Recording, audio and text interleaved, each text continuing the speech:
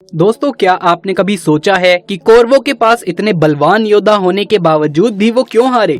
सिर्फ 3 गलतियां अगर दुर्योधन नहीं करता तो महाभारत का युद्ध कौरव जीत जाते। आखिर कौन सी थी वो 3 गलतियां जो पूरे कुरु वंश को भारी पड़ गई? इसके अलावा दोस्तों, आपने ये तो सुना ही होगा कि महाभारत में अधर्म बहुत बढ़ गया था, जिस वजह से स्वयं भगवान विष्णु के अवतार श्री कृष्ण जी को जन्म लेना पड़ा था। लेकिन क्या आप ये जानते हैं कि इस भूमि पर महाभारत के युद्ध में भगवान श्री कृष्ण का भी खून बहा था। उनके ऊपर भी छल पूर्वक 1 नहीं 2 नहीं बल्कि 12 बाण चलाए गए थे। तो आखिर किस योद्धा ने चलाए थे भगवान श्री कृष्ण के ऊपर 12 घातक तीर? क्या हुआ था जब महाभारत के युद्ध के बीच में भगवान श्री कृष्ण हो गए थे लहूलुहान? जानेंगे सब कुछ इस वीडियो में। दोस्तों, वीडियो में आगे बढ़ने से पहले चैनल को सब्सक्राइब अवश्य करें और बेल आइकन जरूर से दबाएं। दोस्तों, सिर्फ 3 गलतियां अगर दुर्योधन नहीं करता तो महाभारत का युद्ध कौरव जीत जाते।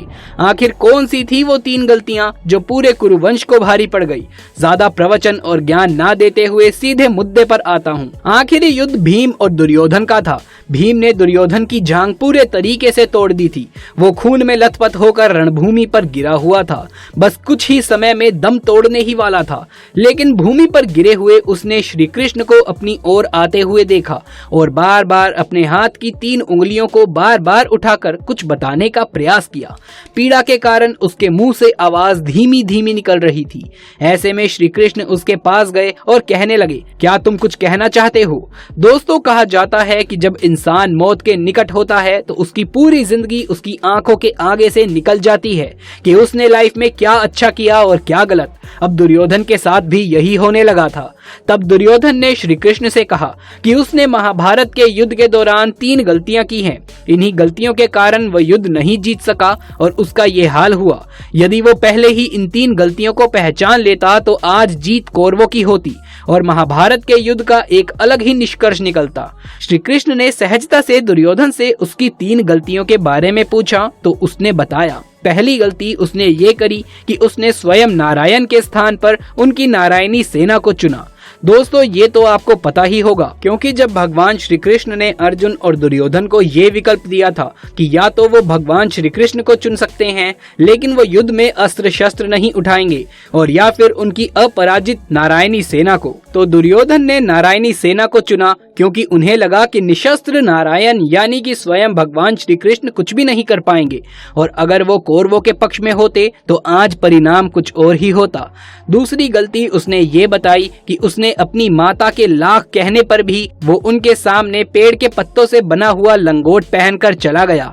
उसकी माता ने उसे कहा था कि वो निर्वस्त्र होकर ही उनके सामने आए ताकि वो अपने संचार और अपने प्रचार द्वारा बचाई गई शक्ति को अपने पुत्र दुर्योधन को दे सके, जिससे वो रणभूमि में अजय हो। लेकिन यहाँ पर भी भगवान श्री कृष्ण की लीला थी, जिसके द्वारा लज्जित होकर दुर्योधन को पत्ते लपेट कर जाना पड़ा और इस वजह से उसकी जांघ और मुख्य अंग शक्तिहीन हो गया और इसी वजह से दुर्योधन परास्त भी हुआ था। तीसरी और अंतिम गलती उसने ये करी कि उसने युद्ध में आखिर में जाने की भूल कर दी। यदि वो पहले ही युद्ध में जाता तो कई बातों को वो पहले ही समझ सकता था और शायद उसके भाई और मित्रों की जान इससे बच जाती। उसे पहले ही ये पता चल जाता कि उसे शुरू से लेकर अंत तक अश्वत्थामा को ही सेनापति बनाना चाहिए था, लेकिन उसने ऐसा नहीं किया। अगर वो युद्ध भूमि में पहले ही उतर जाता यानी कि सबसे आगे रहता तो वो ये जान पाता कि आखिर कौन सा योद्धा कहाँ सही रहेगा, कहाँ पर वो किस योद्धा पर भारी पड़ सकता है। भगवान श्री कृष्ण ने बड़ी विनम्रता से दुर्योधन की ये सारी बातें सुनी और फिर उन्होंने उससे कहा, तुम्हारी हार का मुख्य कारण तुम्हारा अधर्मी व्यवहार और अपनी ही कुलवधू का वस्त्र हरण करवाना था। तुमने स्वयं ही तो अपने कर्मों से अपना भाग्य लिखा है दुर्योधन। श्री कृष्ण के कहने का तात्पर्य ये था कि तुम अपनी इन 3 गलतियों के कारण नहीं बल्कि तुम अधर्मी हो इसीलिए हारे। तुम अपने कुलवधू का ही वस्त्र हरण करवा रहे थे, तुम पांडवों को नीचा दिखा रहे थे, तुम्हें सिर्फ और सिर्फ तुम्हारा अहंकार ही लेकर डूबा है, हे निर्दयी दुर्योधन। वैसे दोस्तों, भगवान विष्णु ने धरती पर जब जब जन्म लिया है तब तब अधर्म और अत्याचार बढ़ा हुआ होता है, इसीलिए उन्हें अवतार लेना पड़ता है।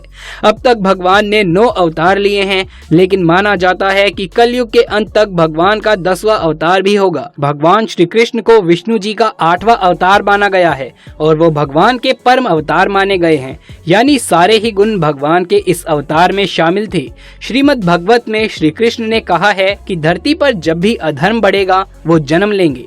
विष्णु पुराण में भगवान के 10 मुख्य अवतारों के बारे में बताया गया है और 10वां अवतार होगा कल्कि अवतार, यानी भगवान स्वयं धरती पर आएंगे, लेकिन हम स्वयं भगवान को पहचान नहीं पाएंगे और हम खुद स्वयं नारायण भगवान से लड़ेंगे। लेकिन ऐसा क्यों हम अपने ही भगवान से लड़ेंगे? जानना चाहते हैं तो हमारे चैनल पर हमने इस पर भी एक वीडियो बनाई है, उसे जाकर जरूर से देख लीजिएगा। अब बात करते हैं कि आखिर किसने चलाए थे भगवान श्री कृष्ण के ऊपर 12 घातक बाण। दोस्तों, जैसे कि हमने आपको पहले भी बताया कि महाभारत के युद्ध में भगवान श्री कृष्ण ने अर्जुन और दुर्योधन को 2 विकल्प दिए थे। एक तो कि वो भगवान कृष्ण को ही निहत्थे चुन लें और दूसरा कि वो भगवान कृष्ण की नारायणी सेना को चुने, जो कि कभी हारी नहीं थी, अपराजित थी। दुर्योधन ने नारायणी सेना को चुना और अर्जुन ने स्वयं भगवान श्री कृष्ण को। अब ऐसे में सवाल उठता है कि भगवान श्री कृष्ण तो निहत्थे लड़ने वाले थे, तो फिर आखिर कौन था वो योद्धा जिसने स्वयं भगवान श्री कृष्ण के ऊपर 12 घातक तीर चलाए? क्योंकि युद्ध के नियमों के अनुसार तो निहत्थे पर वार नहीं किया जा सकता था, तो 12 घातक बाण आखिर किसने छोड़े? तो आपको बता दें कि वो कोई और नहीं बल्कि स्वयं सूर्य पुत्र कर्ण थे। तो अब चलिए जानते हैं आखिर उस समय हुआ क्या था जो कर्ण को 12 तीर भगवान श्री कृष्ण के ऊपर छोड़ने पड़े। ये बात थी युद्ध के 17वें दिन की, जब कर्ण और अर्जुन आमने सामने थे।